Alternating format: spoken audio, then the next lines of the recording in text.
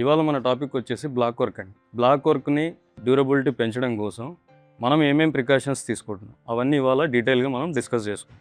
Hi everyone, myself R Venugopal, deputy manager QAQC, Skandans infra projects. యాక్చువల్‌గా block work అంటే మనం solid blocks వాడుతున్నామండి. మన ఓన్ మ్యానుఫ్యాక్చరింగ్.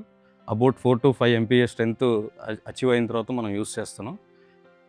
బ్లాక్ వర్క్ చేయడం కంటే ముందు హ్యాకింగ్ అనేది కంప్లీట్ చేస్తాం. మీరు చూడొచ్చు, ఇంతకుముందు మనం డిస్కస్ చేసుకున్నట్టుగా హ్యాకింగ్ అంతా కంప్లీట్ చేస్తాం. ఎలక్ట్రికల్ కాండ్యూట్స్ అన్ని ఓపెన్ చేసుకున్న తర్వాత సర్ఫేస్ అంతా ప్రిపేర్ చేసుకుంటాం. సర్ఫేస్ అంతా క్లీన్గా చేసుకున్న తర్వాత డెబ్రిస్ ఇదంతా క్లీన్ చేసుకున్న తర్వాత DPC అనేది లే చేస్తాం. మనకి DPC గురించి కూడా ప్రీవియస్లో మనం డిస్కస్ చేసుకున్నాం. ఒక లేఅవుట్ని మనం ప్రాపర్గా ఎన్ష్యూర్ చేయకపోతే రూమ్ డైమెన్షన్స్ అనేది డయాగ్నల్ రాదు మనం.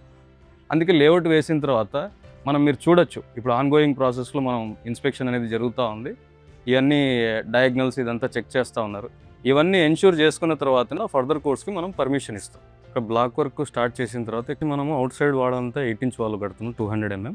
ఇన్సైడ్ వచ్చేసి పార్టిషన్ వాల్స్ అంతా కూడా 100 mm మనం చేస్తాం.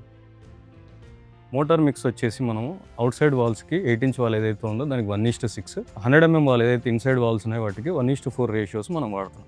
రెండింటికి సపరేట్ మిక్సింగ్ ఉంటుంది, అది మనం ఎన్ష్యూర్ చేసుకుంటాం వర్క్ జరుగుతున్నప్పుడు. ఈ జాయింట్ థిక్నెస్ అనేది 10 to 12 mm మాత్రమే మనం మెయింటైన్ చేయాలి. ఎక్కడైతే జాయింట్ థిక్నెస్ పెరిగిపోతుందో అది కూడా ఫ్యూచర్లో క్రాక్స్ లీడ్ అయ్యేదానికి ఛాన్స్ ఉండదు. RCC బ్యాండ్స్ మీరు చూడొచ్చు, మనం 1 meter హైట్ కట్టిన తర్వాత ఒక లేయర్ RCC బ్యాండ్ అనేది క్యాష్ చేస్తున్నాం. ఆ RCC బ్యాండ్లో రీఎన్ఫోర్స్మెంట్ ప్రొవైడ్ చేస్తున్నాం, అది కూడా మనం కాలంకి యాంకరింగ్ చేస్తున్నాం. క్రాక్స్ అనేది ఫ్యూచర్లో డెవలప్ అవ్వకోకుండా ఛాన్స్ తీసుకోకుండా ఉండడం కోసం.